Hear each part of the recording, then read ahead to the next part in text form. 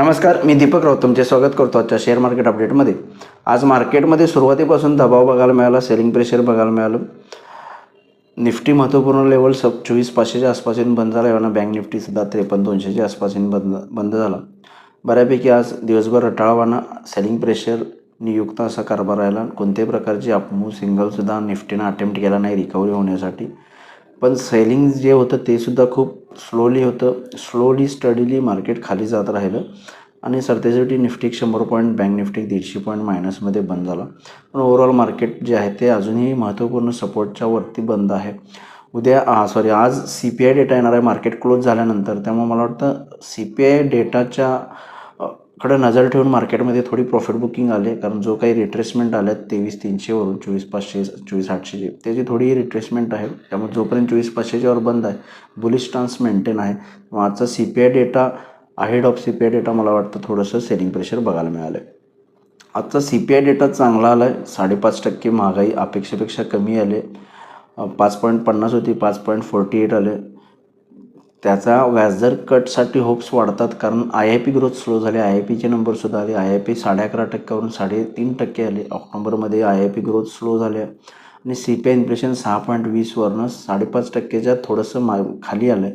हे मार्केटसाठी किंवा व्याजदर कटला घेऊन मार्केटची अपेक्षा आहे की एखादं मायनर व्याजदर इंटरेस्ट रेट कट व्हावं, त्यासाठी चांगली गोष्ट आहे. त्यामुळे महागाई कमी होणं मार्केटसाठी चांगलं आहे. त्यामुळे मला वाटतं कदाचित उद्या मार्केट वरती जाण्याचा प्रयत्न करू शकतं किंवा वरती जाऊ शकतं जर हा डेटा मार्केटला आवडला तर. तेव्हा CPI इन्फ्लेशनच्या अहेड थोडं सेलिंग आलं, पण CPI थोडं मार्केटच्या फेवरमध्ये आलेत, कारण CPI कमी आला आहे. टॉलरन्स झोनच्या आत आला 6% पर्यंत टॉलरन्स झोन आहे त्याच्या आत आला आहे. त्यामुळे मार्केटसाठी ते चांगलं पॉझिटिव्ह आहे. आणि IIP ग्रोथ घटले 3.5%, ते मार्केटला थोडंसं कॉशियस जरी असलं तर त्यानं व्याजदर कट होण्याचे होप्स वाढलेत येणाऱ्या अपकमिंग 1-2 पॉलिसींमध्ये. तेव्हा मला वाटतं मार्केट हे पॉझिटिव्हली घेऊ शकतं उद्या आणि मार्केट थोडं रिकव्हरी करू शकतं, अपट्रेंड रिझ्यूम करू शकतं असं मला वाटते. FIDIचा डेटा आजचा अवेलेबल नाही, पण काल FISने 1,000 कोटीची विक्री केली. त्या बाजूला DISने 2,000 कोटीची खरेदी केली.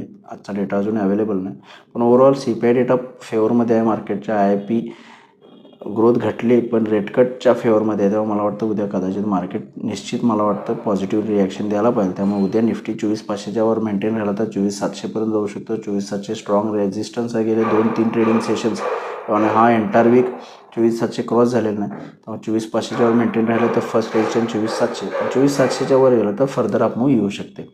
बँक निफ्टीमध्ये सिमिलर 53,500 रेजिस्टन्स आहे. 53,500च्या वर गेला तर फर्दर अपमूव येऊ शकते. लोअर लेवलला 53,000 स्ट्रॉंग सपोर्ट आहे बँक निफ्टीला आणि निफ्टीला 24,500 स्ट्रॉंग सपोर्ट आहे. त्यामुळे 24,500 आणि 53,000च्या वर आहे तोपर्यंत मार्केटला बाय ऑन डिप राहा. मार्केट फर्दर अपमूव दाखवू शकतं आणि जर ग्लोबल मार्केटची साथ राहिली तर मला वाटतं निश्चित मार्केट वर जाईल. काल USचे CPI डेटा आला, तोही स्टडी आला. त्यामुळे ओव्हरऑल मला वाटतं थोडंसं रेट कट होप्स इंडियन मार्केटमध्ये. आजचा आपला डेटा चांगला पॉझिटिव्ह आहे CPIचा व्याजदर कट होण्यासाठी.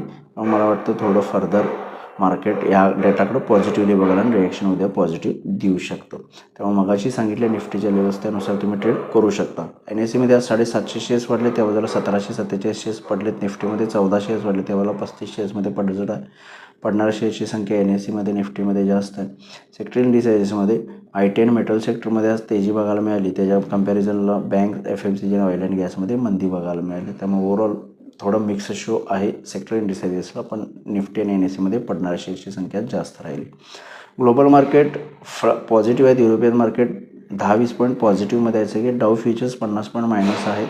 काल डाऊ जोन्स थोडं डिक्लाईन झालं आहे, पण ओव्हरऑल मला वाटतं जर US मार्केट सावरले पॉझिटिव्ह रिॲक्शन दिली तर मला वाटतं आजचा जो CPI डेटा आहे चांगला बिलो टॉलरन्स झोन आला आहे, तो मार्केटला उद्या पॉझिटिव्हली रिॲक्शन देऊ शकतो आणि मार्केट्स वर जाऊ शकतात. तर बघूया उद्या मार्केट्स कशा पद्धतीने बिहेव होतात. माझा व्हिडिओ ऐकला त्याबद्दल धन्यवाद. माझा व्हिडिओ सबस्क्राईब करा, शेअर करा, माहितीला सबस्क्राईब करून डेली अपडेटसाठी बेल आयकॉन क्लिक करा.